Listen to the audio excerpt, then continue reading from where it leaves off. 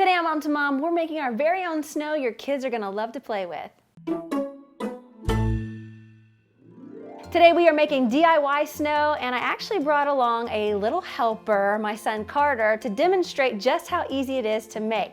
Now you just need 2 core ingredients, which is baking soda and shaving cream, and of course glitter to add a little pizzazz to it. So we've got a plastic bin, and we've got our baking soda, which roughly you need about 1 pound or 1 box. We like to stick ours in the freezer overnight just to kind of give it that little extra coolness to it. And then you take your shaving cream and put it in there. You want to put it in there?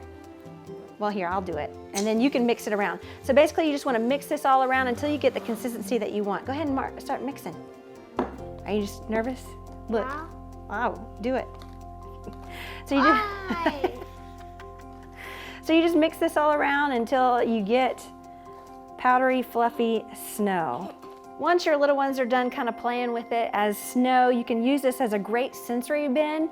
Throw some toys in there, some shapes, whatever makes them happy. It's just really easy. Throw a lid on it and it will last for a couple of days. Do you like playing in the snow? Yeah.